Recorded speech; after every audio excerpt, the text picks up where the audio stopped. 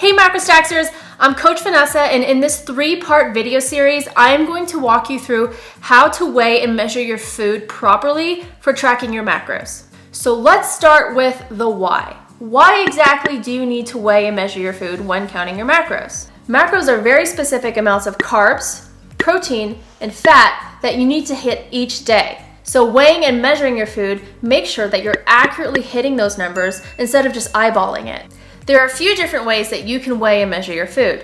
One measurement unit is the common unit, which is like an apple itself, or one banana, or one piece of chicken breast. Another way is measuring cups or spoons, like 1 cup, half a cup, 1 tablespoon, and so on. Last but not least is the digital food scale. So with a food scale, you can measure things like grams and ounces. Whichever way you want to measure your food is perfectly fine, just as long as you keep it consistent. That being said, what Macrostax recommends is weighing in grams. This is because this is basically the smallest unit of measurement that you can use, which means it's going to be the most accurate. Let me show you an example. Here are 2 apples that look pretty similar in size, but let's weigh them individually. So I'm going to turn my scale on,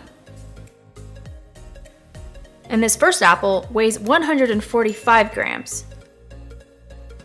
The other apple weighs 180 grams.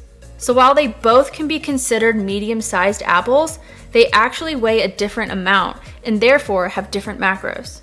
We all like to scoop out 1 tablespoon, or what we think is 1 tablespoon of peanut butter, which looks like this. But did you know 1 tablespoon equals 15 grams? If we weigh out our eyeballed tablespoon, it's actually 36 grams, which is more than double 1 serving.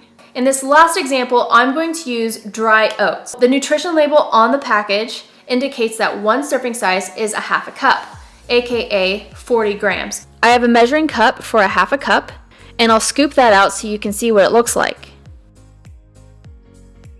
Well, now let's figure out how much it actually weighs. So I'm going to turn my scale on, and you can see it's at 0 now. And I'm going to put the oats into the bowl.